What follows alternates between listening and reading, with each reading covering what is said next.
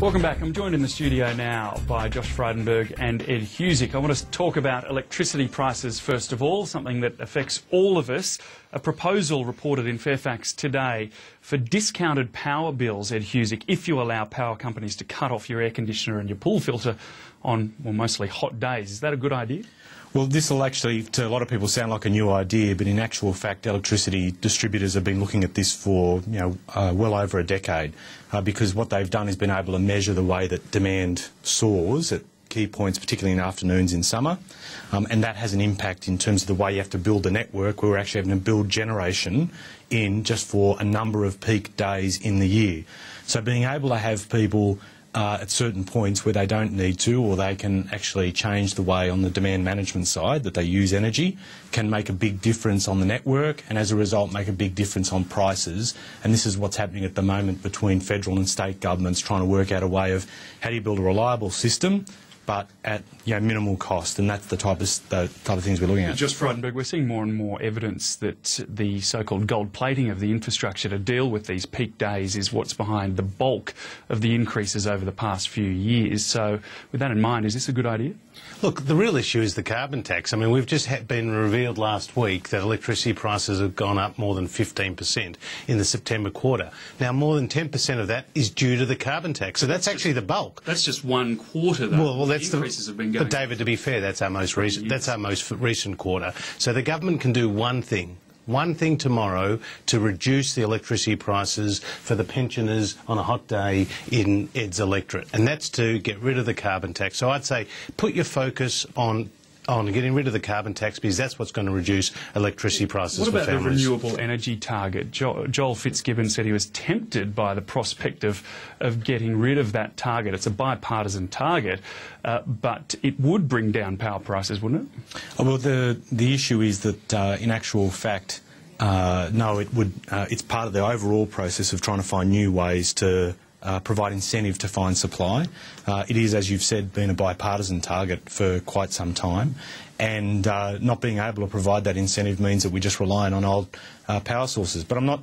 Look, I can't sit here and have a situation where we have had power increases. When you look at the graph over time, it's not. You can't take it as a point of convenience that you only look at one slice of the timeline, most recent, and not look at overall what's been happening. And there has been a concern that there has been overinvestment. And it's understandable, distributors and power providers want to be able to ensure reliable supply, but when you look at the same time the level of gouging of these distributors through state-owned corporations having to fork over dividends as well, this is part of the mix. So you can't take one slice, as the Liberals say, and not look at the total context. Is the renewable energy target something that the Coalition is still very much committed to? Well, the Coalition is supportive of it, absolutely, because we believe that renewable energy is a worthwhile investment.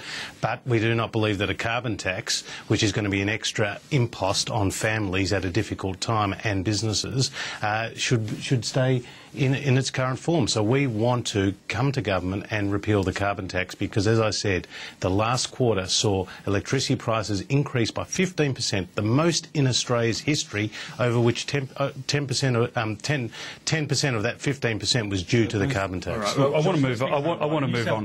They had 18% increase, sorry, 8% due to the carbon price. I do want to move on. We've only got a couple of minutes left. I want to talk about the surplus. Why is it being described now as a hypothetical scenario by Wayne Swan and Julia Gillard rather than an ironclad guarantee?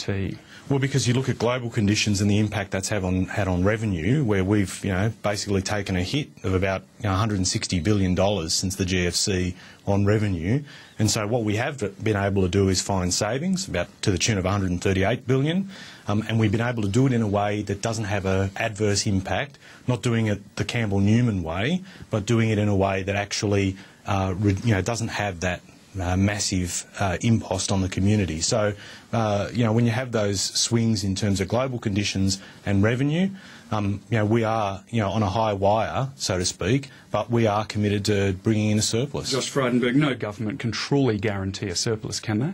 Oh, absolutely, if you get your spending under control. But you never know what's around the corner. Yeah, but the problem here is we're 4 years on from the GFC. We've seen the 4 biggest budget deficits in the history of the Commonwealth, and we're still projecting a surplus of only 0.1% of GDP. The truth is, don't look at what Labor says, look what Labor does. There's no fiscal narrative, there's no story, and we know that for the last 20 years you haven't delivered a budget surplus. We know we've seen massive cost blowouts, we've seen no fiscal discipline, so there's no way that this government would deliver a surplus. Now, would you, David, invest in a company where the CEO was the Prime Minister, Julia Gillard, and the CFO was Wayne Swan? Personally, I'd rather invest in a salt mine in Zanzibar than this.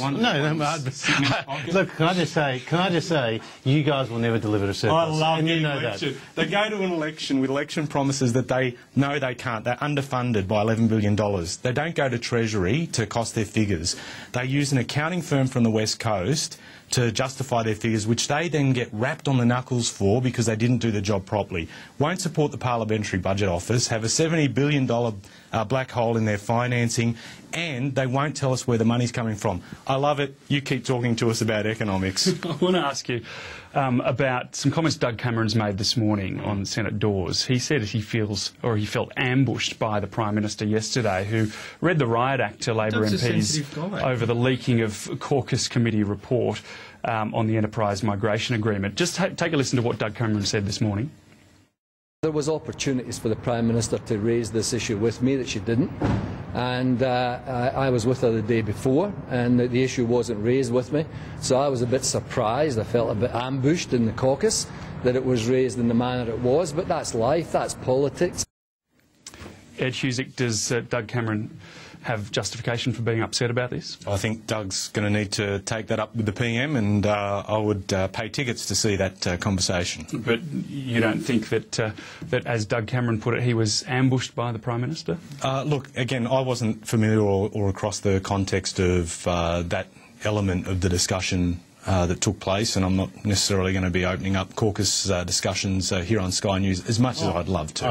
How important or as much is confidentiality in the party room, Josh Frydenberg? Absolutely important, but you wouldn't surprise you to know. It might surprise you to know, David, it's important, that Doug Cameron and the coalition have one thing in common: we both want to get rid of the Prime Minister. And I think this is opening up the cracks on the Labor side. We see Maxine McHugh's book, Spill the Beans, on the assassination of Kevin Rudd, and I think this is an ongoing sore which will only get worse for the Labor Party over time. Josh Frydenberg, Ed Husick, we're out of time. Thanks for your comments this morning. Thanks for your company. I'm David Lipson. The news is coming up after this. Thanks, Nigel.